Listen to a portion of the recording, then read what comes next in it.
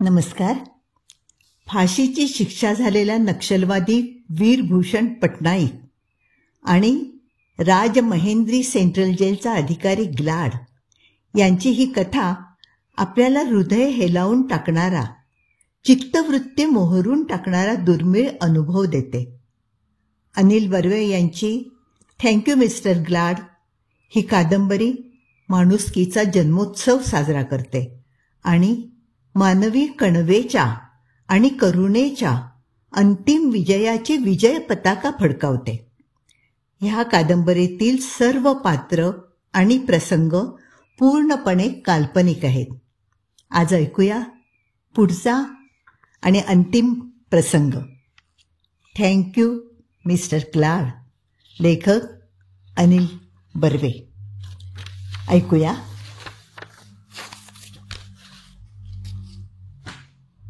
उंच शिखर असलेल्या चर्चमध्ये शिरतोय आपण. ग्लाड साहेबाला नक्षलवाद्याचे शब्द आठवले. साहेब क्षणभर थांबला आणि त्याने समोर नजर टाकली. फाशीच्या कोठडीसमोरचं मैदान खुरपून स्वच्छ केलं होतं. गवताचं एक सुद्धा हिरवं पातं शिल्लक नव्हतं. जणू जीवनाचा अवशेषच नव्हता. मग ग्लाड साहेब 4 पावलं पुढे सरकला आणि बुटाने अलगद त्याने दरवाजा ढकलला. कोठडीचा दरवाजा वाजवीपेक्षा जरा जास्तच करकरला. तसं साहेबांनी निरीक्षण केलं. बिजागरी गंजली होती. बिजागरी नवीन बसवून घ्या, साहेबाने फरमावलं. फाशी गेटच्या जेलरने तत्परतेने नोटबुकमध्ये साहेबाचा हुकूम लिहून घेतला. मग साहेबाने कोठडीत पाऊल टाकलं. सारी कोठडी फिनेल मारून स्वच्छ धुवून काढली होती. भिंतीही लख्ख केल्या होत्या, एकदम वहीच्या एखाद्या कोऱ्या पानाप्रमाणे. मग साहेब स्वतःला सावरीत स्लोपवरून आढ्याखालच्या खड्ड्यात उतरला. डोक्यावरची फळी आणि पायाखालची फरशी यात बरोबर 8 फूट अंतर आहे हे त्याने पुन्हा तपासलं. मग उलटपावली परत येऊन तो स्लोपवरून आढ्यावर चढला. फासाखालच्या फळ्यांना 2-4 सणसणीत लाथा हाणून त्या भक्कम आहेत की नाही ते तपासलं. मग हलकेच उडी मारून वरचा बार पकडून एक प्लस त्याने काढले. बार भक्कम होता पण थोडासा फिरला. मग त्याने बारचे भिंतीतले स्क्रू पिळायचा हुकूम सोडला. फाशी गेटच्या जेलरने त्वरित सुतार खात्याच्या वॉर्डरला बोलावणं धाडलं. ग्लाड साहेबाने हैगय नको म्हणून पुन्हा फळ्या तपासल्या. तेल पाणी खाऊन चकाकणाऱ्या त्या फळ्या माणसाच्या रक्ताकरता जिभा लवलवत होत्या. अखेर ग्लाड साहेबाने दोऱ्याला हात घातला. लोण्यात 3 दिवस बुडवून वळलेला फासाचा दोर हातात ठरत नव्हता. जरा मुठीत पकडला की सरकन सरकत होता. साहेबाने दोऱ्याचा पितळी हूक पाहिला. नेहमीप्रमाणे तो जड आणि थंड होता. कैद्याच्या कानशिलाखाली गपकन रुतून मज्जा रज्जूत तोडून टाकण्यास तो समर्थ होता. सारं काही जिथल्या तिथे बिनबोभाट पाहून साहेब प्रसन्न झाला आणि त्याने ट्रायलचा हुकूम केला. 2 शिपाई पोतं फरफटवीत घेऊन आले. साहेबाने पोत्याला काटा लावला. बरोबर 140 पौंड. मग रजिस्टरमध्ये डोकं घालून नक्षलवाद्याचंही वजन तेवढंच असल्याची खात्री त्याने करून घेतली. शिपायांनी पोतं फरफटवीत फळीवर नेऊन उभं केलं. फाशी गेटच्या जेलरने फासाचा दोर पोत्याभोवती बसवला. पितळी हुक वाळूत रुतला आणि पोतं जाम झालं. फाशी गेटचा जेलर खाली उतरला. सिनियर आणि तो एका रांगेत उभे राहिले. मग ग्लाड साहेबाने खटका आवडला. खडाड खडखाड फळ्या दाण दाण आपटल्या. त्यांचा आवाज बंद कोठडीत गोल गोल घुमला आणि ग्लाड साहेबाचं काळीज लखलखलं. त्याच्या हाताला कंप सुटला. पाय थरथरू लागले. फासाने गोंडपाट फाडून पोत्यातील वाळू भसाभसा खड्ड्यात सांडत होती आणि सांडणाऱ्या त्या वाळूच्या वेगाने साहेबाचा धीरही खचत होता.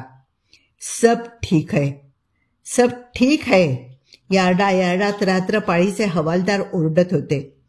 फाशी गेटचा दरवाजा उघडला आणि साहेब बाहेर पडला. वेंधळ्या जमादाराने गडबडीने पुढे होत साहेबाच्या डोक्यावर छत्री धरली.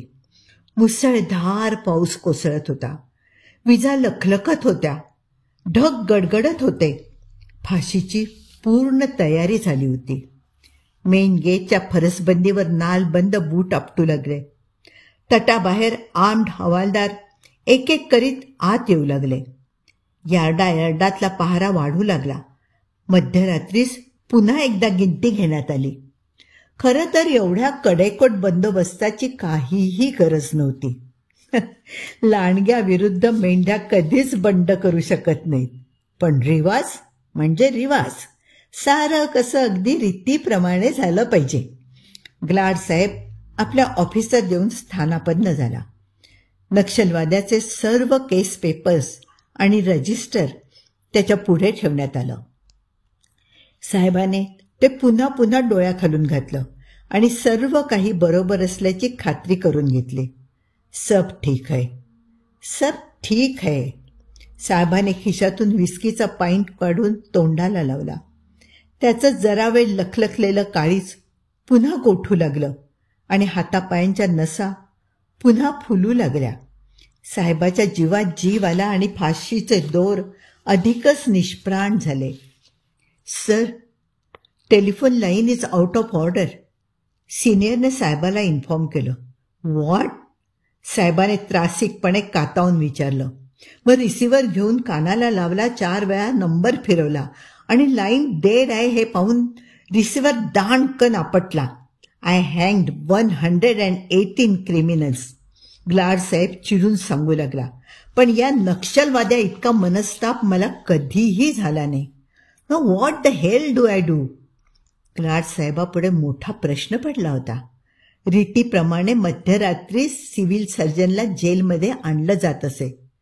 मग सकाळी 6च्या ठोक्याला फाशी. पण आज सिव्हिल सर्जनचा अजूनपर्यंत पत्ता नव्हता. नदी नाले भरून चालले होते. तुरुंगाचा शहराशी असलेला संबंधच तुटला होता आणि telephone out of order. Sir, रायडरला वैजाग रोडने पाठवूया. सिनियरने उपाय सुचवला आणि हाताखालच्या माणसाने सुचवलेला मार्गही ग्लाड साहेबाने मान्य केला. मान्य करण्याशिवाय गत्यंतरच नव्हतं. रस्ता दूरचा आणि खराब होता. मोटरसायकलवरून मेसेंजरने जावं आणि DSPकडून पोलीस जीप घेऊन सिव्हिल सर्जनला घेऊन यावं असं ठरलं. नाहीतरी नाल्याचं पाणी फार वेळ राहत नसेच. पहाटेपर्यंत सिव्हिल सर्जनला आणणं जरुरीचं होतं. सिव्हिल सर्जनबरोबरच डिस्ट्रिक्ट मॅजिस्ट्रेटही येणार होता. सिनियरने DSPसाठी दिलेला तर्जुमा टायपिस्टने ताट टाईप केला. ग्लाड साहेबाने नजरेखाली घालून सही ठोकली. मेन गेटच्या जेलरने मेसेज घाईगर्दीने लखोट्यात घालून सील बंद केला. आपल्या पाण्याने जड झालेला रेनकोट सांभाळत रायडर मोटरसायकलवरून चालता झाला. सिनियरने हॅट काढून डोक्यावरचा घाम पुसला. ग्लाड साहेबाने विस्कीचा पॉईंट तोंडाला लावला. रायडरला जाऊन तासभर लोटला होता. पण पावसाचा जोर काही कमी झाला नाही. आकाश फाटल्यासारखा धो धो पाऊस पडत होता. रस्त्यावर गुडघाभर पाणी साचलं होतं. इतकंच काय, पण मेन गेटमध्ये घोटाभर पाणी साचलं होतं. फाशी गेटच्या कोठडीत पाणी जातं की काय याची फाशी गेटच्या जेलरला चिंता लागून राहिली होती. त्याने सिनियरची फॉर्मल परमिशन घेतली आणि 4 वॉर्डर्स, वॉचमन बराकीतून उठवून आणले. भट्टीखान्यातून वाळूची पोती आणून फाशीच्या कोठडीच्या दरवाजासमोर टाकून घ्यायला सुरुवात केली. एकंदरीत एरवीच फाशीची रात्र फार अभद्र असे. पण आजची रात्र नुसती अभद्रच नाही तर चमत्कारी काही होती. स्टाफपैकी कोणाच्याही डोळ्याला डोळा लागत नव्हता. पहाऱ्यावरल्या हवालदार जमादारांपासून सिनियर साहेबापर्यंत सारे ताटकळत 6च्या टोलची वाट पाहत होते.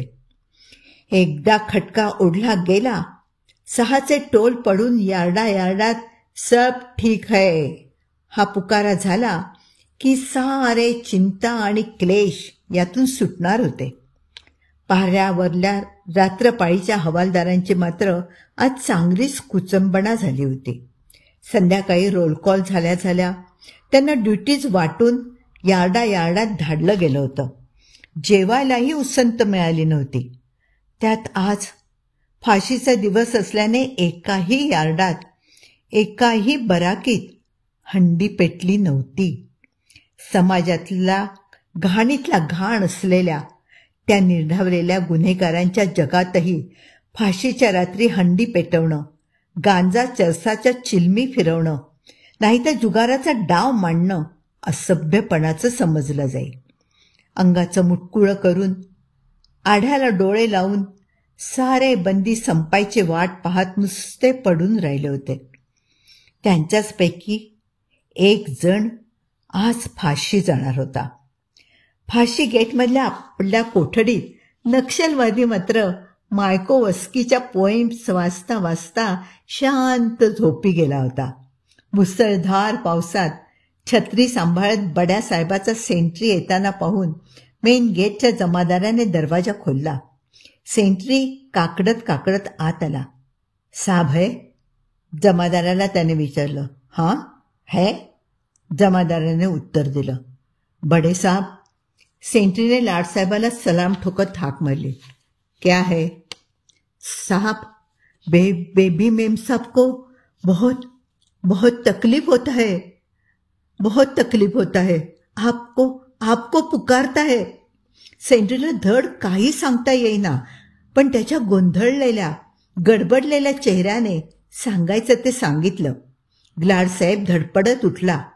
सिनियरने डोक्यावर लगेच हॅट चढवली. Sir, from the yesterday nurse is attending her.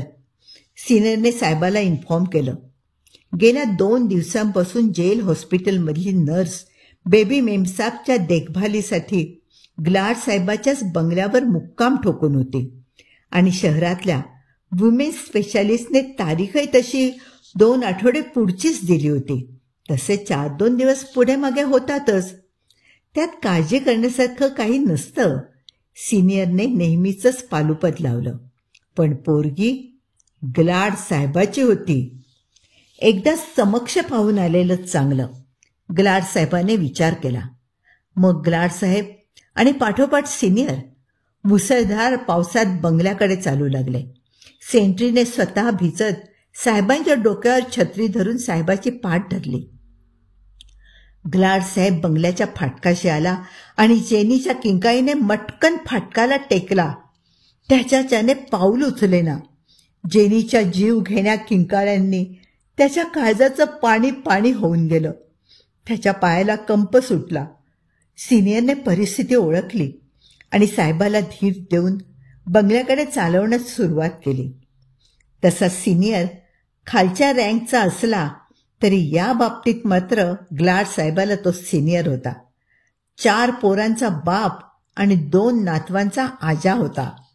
Glad साहेबही स्वतःच्या खांद्यावरल्या भीती विसरला आणि मदतीच्या, सल्लामसलतीच्या आशेने आषाढभूत नजरेने सिनियरकडे पाहू लागला.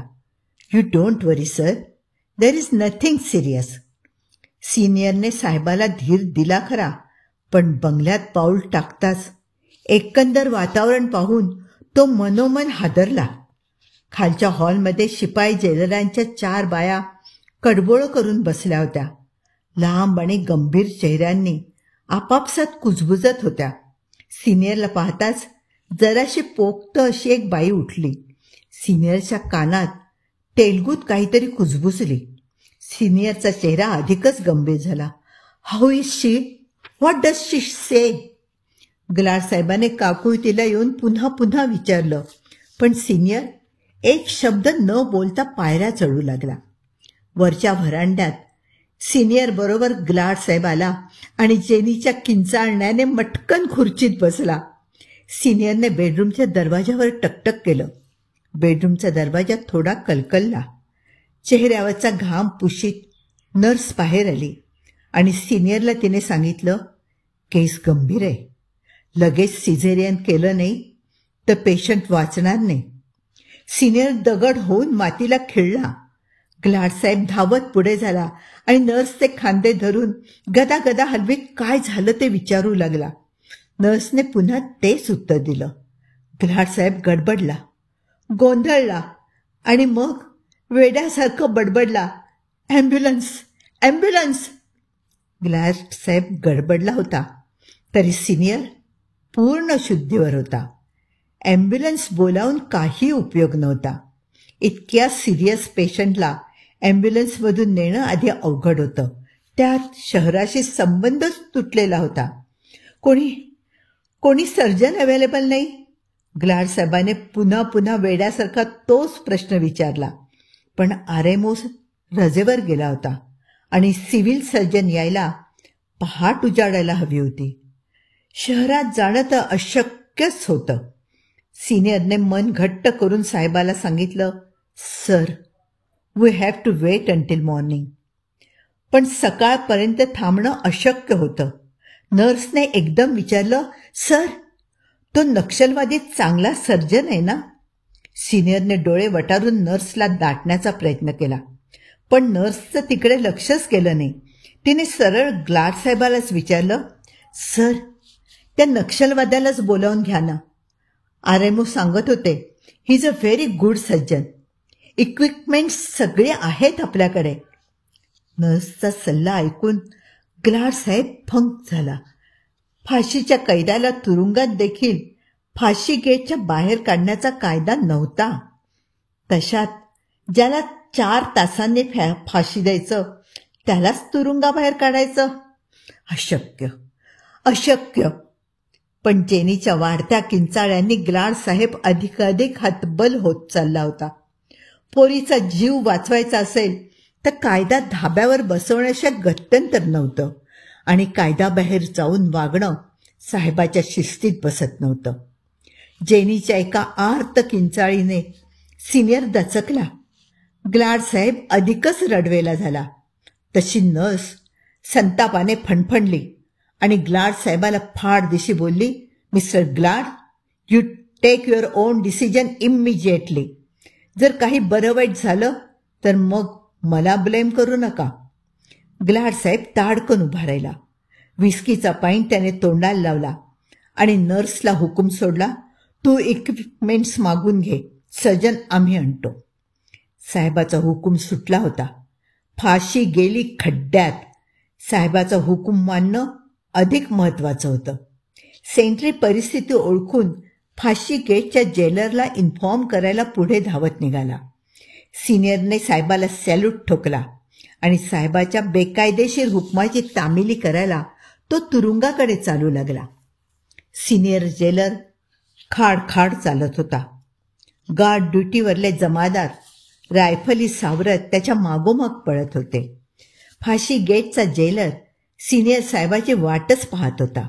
सिनियर साहेबाला पाहताच त्याने हुकूम केला आणि फाशी गेटचा दरवाजा करकरला.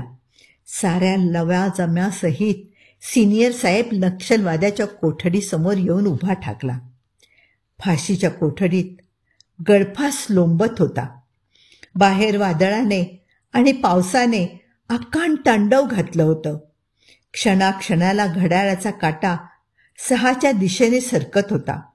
पण नक्षलवादी तो मात्र आपल्या कोठडीत शांत चित्ताने झोपी गेला होता आणि मायकोवस्कीच्या पोएम्स त्याच्या हृदयाचे ठोके मोजत त्याच्या छातीवर उपड्या पडल्या होत्या. सिनियर जेलरची क्षणभर मती गुंग झाली. 4 तासाने ज्याला हँग करायचं आहे त्याच्याकडून ग्लाडसाहेबाच्या मुलीसाठी जीवदान कसं मागावं हेच त्याला सुचेना. मग त्याने हातातला दंडा नुसता गजांवरून फिरवला. कडकड कडकड कडकड आवाजाने नक्षलवाद्याची झोप चाळवली. डॉक्टर, डॉक्टर, सिनियर साहेबाने अडखळत्या घोगऱ्या आवाजात हाका मारल्या. नक्षलवादी जागा झाला. एकवार त्याने छताकडे नजर टाकली आणि मग उठता उठता त्याने सिनियर साहेबाला विचारलं, निघायची वेळ झाली? सिनियर जेलरने नुसती नकारार्थी मान हलवली. Then why do you disturb me? नक्षलवाद्याने प्रश्न केला. क्षणभर सिनियर साहेब गप्प राहिला. मग पुटपुटला, ग्लाड साहेब तुमची वाट पाहतायत. जेनी अडली आहे. सिनियर जेलरच्या बोलण्याने नक्षलवादी स्तंभितच झाला. कोणी डॉक्टर अवेलेबल नाही, त्याने विचारलं. By God, only you are there, सिनियरने उत्तर दिलं. पण इक्विपमेंट्स? नर्सने बंगल्यावर नेली आहेत, सिनियरने उत्तर दिलं. नक्षलवाद्याने थोडा वेळ स्वतःशीच विचार केला आणि मग तो उठून सिनियर जेलर समोर गेला आणि साहेबाला डोळा घालीत म्हणाला, चला, तेवढंच पुण्य गाठीला, चला. वेंढ्या जमादाराने क्षणाचीही वाट न पाहता दरवाजा उघडला. फाशी गेटच्या जेलरने नक्षलवाद्याच्या हातात बेड्या चढवल्या आणि एक बेडी आपल्या हाताला अडकवून नक्षलवाद्याला चलायचा इशारा केला. नक्षलवाद्याने बाहेर पाऊल टाकलं आणि गार्ड ड्युटीवरले हत्यारी शिपाई पुढे मागे उभे राहिले. कैदी नंबर 842 डॉक्टर वीरभूषण पटनाईक चालू लागला. जीपची पाठ मेन गेटला लावून ड्रायव्हर तयारच होता. नक्षलवादी शिपायांसकट जीपमध्ये चढला आणि सुसाट धावत जीप साहेबाच्या बंगल्याच्या फाटकाशी येऊन उभी राहिली. नक्षलवाद्याने जमिनीवर पाऊल टाकलं आणि मोकळ्या हवेचा आणि रातराणीच्या सुवासाचा एक दीर्घ श्वास घेतला. सिनियर जेलर पुढे झाला आणि सारा लवाजमा जिना चढू लागला. व्हरांड्यात ग्लाड साहेब त्यांचीच वाट पाहत उभा होता. आत त्याची लाडकी लेक प्रसूतीच्या असह्य वेदनांनी तडफडत होती, रडत होती, ओरडत होती. Hello mister Glad, how are you? नक्षलवाद्याने नेहमीचं स्मित केलं. ग्लाड साहेब लाचार, दीनवाणा होऊन नक्षलवाद्याला सामोरा गेला.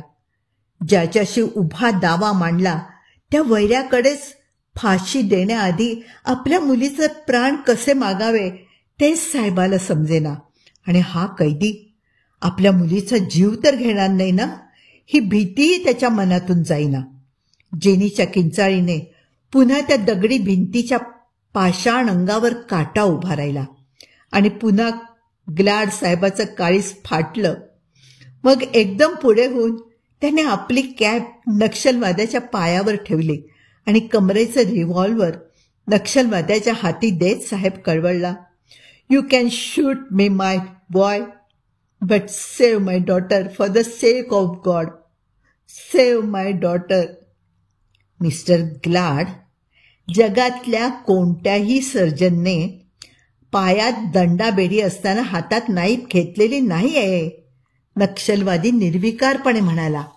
ग्लाड साहेब भानावर आला आणि ओशाळ्यात पुटपुटला, I am very sorry, sorry my boy, very very sorry, sorry. आणि तात्काळ रिव्हॉल्वरच्या 2 आवाजांनी ग्लाड साहेबाने नक्षलवाद्याला बंधमुक्त केलं. पायांना ओरखडाही न गेलेला पाहून नक्षलवादी आश्चर्यचकित झाला आणि साहेबाला म्हणाला, रिव्हॉल्वर म्हणजे तुमच्यासाठी खेळणंय मिस्टर ग्लाड.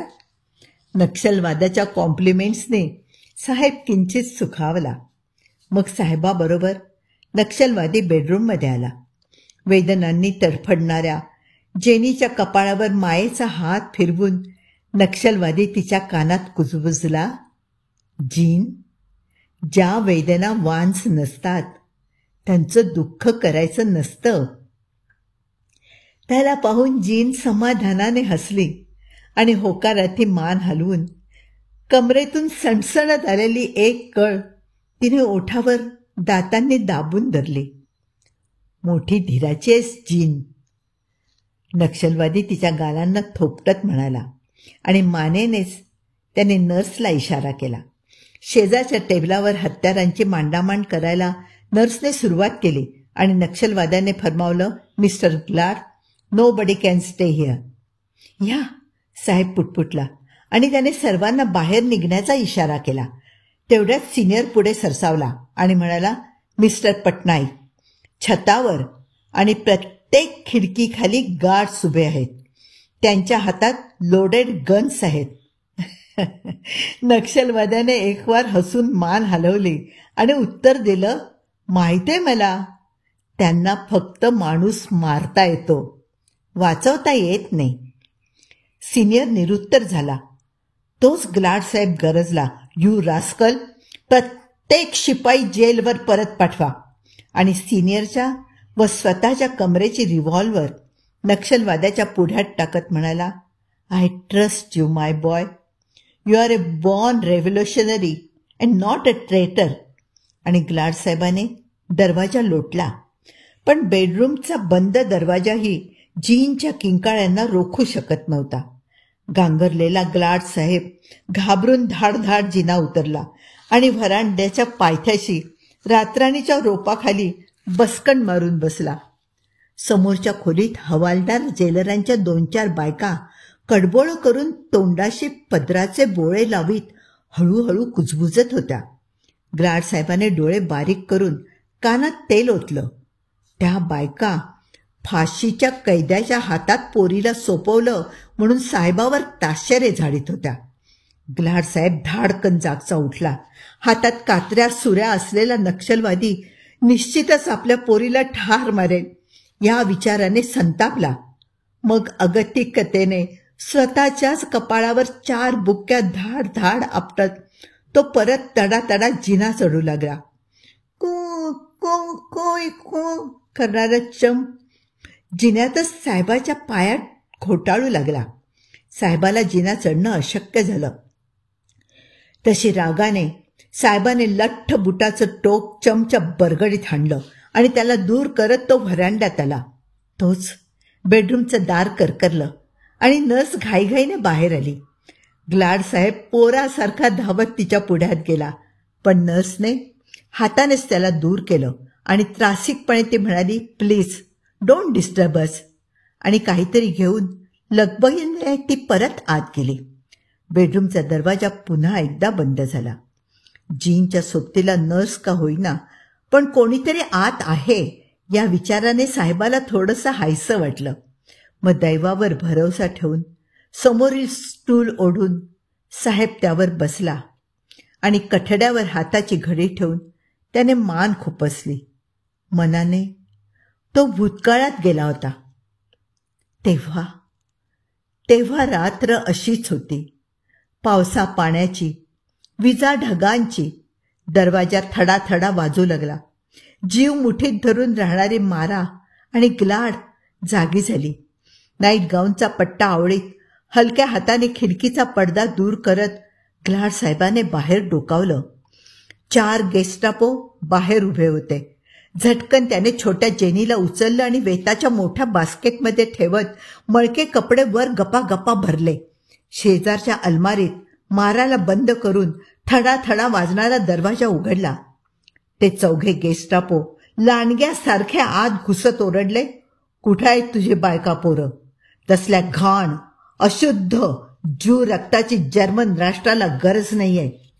आणि त्यांनी पलंग उलटा पालटा केला. सारं घर धुंडाळायला सुरुवात केली. एक जण बास्केटपाशी गेला आणि त्याचे पारोसे कपडे काढायला सुरुवात केली. अलमारीच्या फटीतून माराने ते पाहिलं आणि धाडकन ती बाहेर आली. सावध सापडल्याच्या आनंदाने ते 4 तिच्यावर तुटून पडले आणि लाथा बुक्क्यांच्या वर्षावात पोरगी कुठे आहे म्हणून चौकशी करू लागले. माराने उत्तर दिलं, माझी मुलगी मेली. केव्हा? ते गरजले. 15 दिवस झाले. ग्लाड अभावितपणे म्हणून गेला. मग जर्मन राष्ट्राचं रक्त शुद्ध ठेवण्यासाठी ते 4 जण माराच्या झिंजा उपटत तिला फरफटत नेऊ लागले. ग्लाड साहेब लाचारीने गयावया करीत चौकापर्यंत धावत गेला होता. गेस्टापोंनी माराला गाडीत कोंबलं तेव्हा ग्लाडने रडत ओरडत त्यांच्या पायाशी लोळण घेतली. तेव्हा खाडकन ग्लाड साहेबाच्या मुस्कटात मारत मारा ओरडली, पुरुषासारखा पुरुष असून षंडासारखी अत्याचारांच्या पुढ्यात लोळण काय घेतोयस? ग्लाड साहेब कावराबावरा झाला. त्याने मान उचलली. बेडरूम मधून अजून कणत होती. दिवा मिणमिणत होता. सिनियर जेलर खुर्चीवर अस्वस्थपणे बसला होता. ग्लाड साहेबाने हाताच्या घडीत पुन्हा मान खुपसली. पुन्हा तो भूतकाळात गेला. माराला घेऊन गेस्टापो चालते झाले आणि सर्वस्व हरपलेला ग्लाड घरी परतला. बेडवर बसून छोटी जीन मम्मा मम्मा करत रडत होती. साहेबाने तिला पाहिलं आणि आपण सर्वस्व हरवून बसलो नाही, अजून माराचा ठेवा आपल्याकडे आहे हे तो समजून चुकला. गपकन आपल्या राठ हाताने त्याने जेनीचं तोंड दाबलं. दिवे घालवून अंधार करत ब्लँकेटात जेनीला गुंडाळून ग्लाड धावत सुटला. बर्लिनहून तो लंडनला कसा पोचला हे त्याचं त्यालाच आठवत नव्हतं. युद्ध संपलं. राईचटॅग मातीला मिळाले आणि वेड्यासारखा ग्लाड पुन्हा दग्धभू जर्मनीत आला. जर्मन राष्ट्र राखेतून पुन्हा उभं राहत होतं, नवं जीवन फुलवत होतं. पण उद्ध्वस्त झालेल्या ग्लाडला काही पूर्वस्मृती सापडेना, मिळेना. रस्ता रस्ता वेड्यासारखा तुडवल्यावर त्याला दिसली फक्त शाळा. ज्या शाळेत मारा टीचर होती, ज्या शाळेच्या फाटकाभोवती तरणा ग्लाड भिरभिरत गिरट्या मारत असे, ती शाळा तशीच होती आणि फाटकही तसंच होतं. मारा गॅस चेंबरमध्ये गुदमरल्यानंतर तब्बल 4 वर्षांनी त्या फाटकावर डोकं ठेवून ग्लाड साहेब ढसाढसा रडला होता. आणि मग विक्षिप्तासारखं ग्लाड साहेबाने जेनीला त्याच शाळेत घातलं. साहेबाला वाटलं आपल्या शंडपणाने पोरगी आईला मुकली असली तरी या शाळेने तिच्या मायेला अंतरणार नाही. जेनीला शाळेत भरती करून ग्लाड साहेब तडक इंडियाला परतला आणि त्याचा दिनक्रम सुरू झाला. रोज कोणाच्या तरी पाठीवर दंडा मोडायचा. हाती सापडलेल्या कैद्याला तुडव तुडव तुडवीत माणसाच्या जातीचा सूड घ्यायचा. भरमसाठ ढोसायची आणि छोट्या जीनला लांब लचक खूप खूप पत्र लिहायची. गोष्टी लिहायच्या, पर्यांच्या, स्वर्गाच्या, हिंदुस्थानातील वाघांच्या, सापांच्या आणि सिंहांच्याही. तेव्हा पोरगी मेली हे शब्द उच्चारून साहेबाने पोरीचे प्राण वाचवले होते. पण आज ते शब्द साहेबाचे प्राण कासावीस करत होते. ग्लाड साहेबाच्या विचाराने शिनलेल्या डोक्याला पेंग यायला लागली. भूतकाळाचे विचार यायला लागले. टॅ टॅ नवजात अर्भकाचं रडणं ग्लाड साहेबाच्या कानात घुमू लागलं. साहेबाने घाईगर्दीने आत जाऊन पाहिलं. लाल ब्लँकेट घेऊन पडलेल्या माराच्या कुशीत एक लाल भडक मासाचा गोळा हातपाय उडवीत होता. जेनीचा जन्म झालेला पाहून वेड्यासारखे माराचे नि तिचे ग्लाड साहेबाने पटापट मुके घेतले होते. आपले लठ्ठ पाकीट त्या रात्री मित्रांसमवेत शॅम्पेनच्या बाटल्या फोडण्यात साहेबाने रित केलं होतं. जेनीच्या जन्माच्या आठवणीने, तिच्या टॅ टॅ रडण्याच्या आवाजाने साहेबाला घेरून टाकलं. साहेबाची छाती भरून आली, नाक मुसमुसू लागलं आणि मनातल्या मनात ग्लाड साहेब हुंदके देऊ लागला. त्याच्या कानात छोट्या जेनीच्या रडण्याचा आवाज घुमत होता, सारखा घुमत होता. Sir sir. सिनियर जेलरने ग्लाड साहेबाला गदागदा हलवीत फानावर आणलं. ग्लाड साहेबाने मान उचलली. त्याचे डोळे भरलेले होते आणि नाक सू सू करीत होतं. Hearty congratulation sir, you are a grandfather now. तुम्हाला नातू झाला, सिनियर सांगत होता. ग्लाड साहेबाने सभोवार पाहिलं. बेडरूममधून तान्ह्या बाळाचं रडणं ऐकू येत होतं. दिवा मिणमिणत होता. गळून गेलेल्या ग्लाड साहेबाने उभं राहत विचारलं, माझी जीन कशी आहे? जीन कशी आहे? नर्स पुढे होत म्हणाली, शी इज क्वाईट ओके सर. केस फार डिफिकल्ट होती, पण चांगल्या सर्जनमुळे तुमची मुलगी मृत्यूच्या दाढीतून परत आली. ग्लाड साहेब एक एक पाऊल चालत बेडरूमच्या दरवाजाशी जाऊन उभा राहिला. त्याला पाहताच म्लान आणि क्षीण होऊन पडलेल्या जीनने प्रसन्न होऊन हाक मारली, पापा पापा. ग्लाड साहेब आवेगाने पुढे गेला. जेनीचे हात घट्ट घट्ट पकडत बोलण्याचा प्रयत्न करू लागला, पण बराच वेळ त्याच्या तोंडून शब्दच फुटेना. अखेर गदगदलेल्या सुरात त्याने विचारलं, बेटा, फार त्रास झाला का ग? ना पापा, ज्या वेदना वांस नसतात त्यांचा त्रास होत नाही, जेनी म्हणाली. ग्लाड साहेबाने तिचे तळवे आपल्या गरम कपाळावर ठेवले आणि समाधानाचं हसू त्याच्या ओठांवर फुटलं. मग त्याला नक्षलवाद्याची याद आली. त्याने पाहिलं नक्षलवादी स्वतःच्या कामात मग्न होता. कसलं तरी इंजेक्शन जेनीच्या दंडात तो खुपसत होता. त्याला काय नावाने हाक मारावी हेच ग्लाड साहेबाला समजेना. मग साहेब उठून त्याच्यासमोर गेला आणि त्याचे खांदे थोपटत पुटपुटला, यू सी. नक्षलवाद्याने एकवार ग्लाड साहेबाकडे पाहिलं आणि चटकन त्याच्या खिशातील पेन काढून घेत पेपरवर 4 औषधं लिहित नर्सला ते आणवायला सांगितलं. मग त्याने एकवार डोळे घट्ट मिटून सर्व कामाची उजळणी केली. बाकी काही राहिलं नाही याची खात्री पटल्यावर तो उभा राहिला आणि एक मस्त आळस आणि जोरदार जांभई देऊन ग्लाड साहेबाला म्हणाला, it is all right mister Glad. Now can you arrange a cup of tea for me? Why not. Glad साहेब पुटपुटला आणि एव्हाना जमा झालेल्या गर्दीतल्या खानसाम्याला ताबडतोब चहा बनवण्याची ऑर्डर त्याने दिली आणि नक्षलवाद्याला विचारलं, was it a very difficult case? Oh no.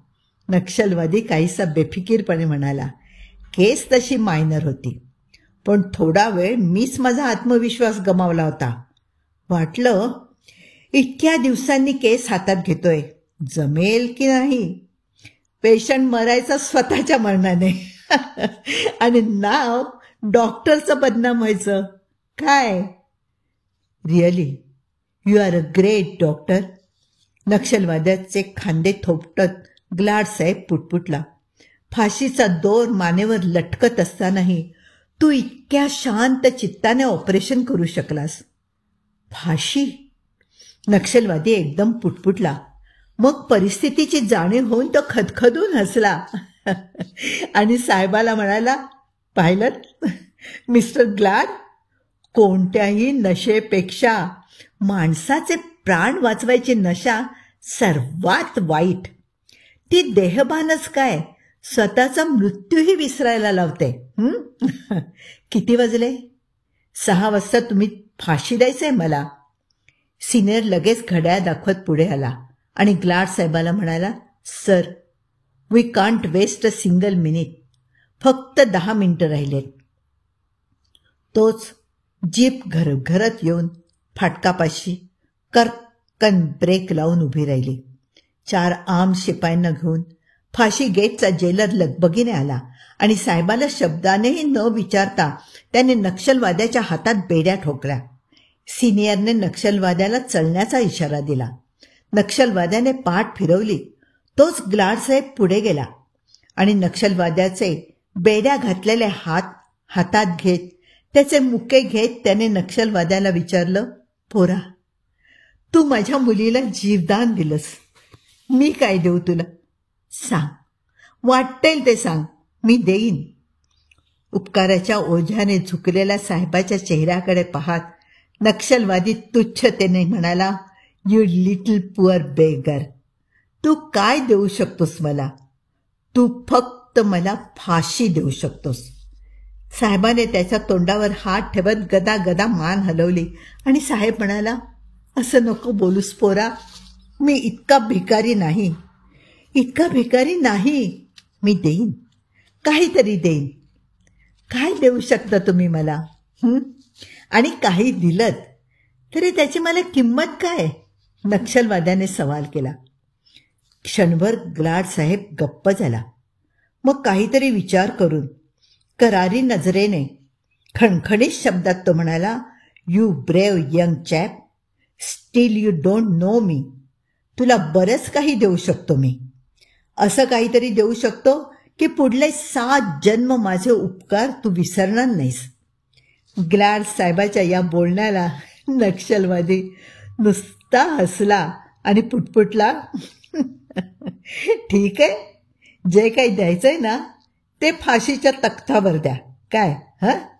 आणि सिनियरच्या इशाऱ्याबरोबर तो चालू लागला. सिनियर जेलर ग्लाड साहेबासाठी जरासा घुटमळला. तोच ग्लाड साहेबाने त्याला फरमावलं, यू गो अहेड. मी निघालोच. सिनियर लगेच वळला आणि नक्षलवाद्याबरोबर पायऱ्या उतरू लागला. व्हरांड्याच्या पायऱ्यांशी नक्षलवादी जरासा थबकला आणि विझत चाललेल्या रातराणीचा एक दीर्घ श्वास त्याने घेतला. 4 शिपाई पुढे मागे उभे राहिले आणि नाकासमोर पाहत नक्षलवादी चालू लागला. फाटकापाशी जीपमध्ये शिपाई चढले. नक्षलवाद्याने जीपमध्ये चढण्यासाठी पाऊल उचललं.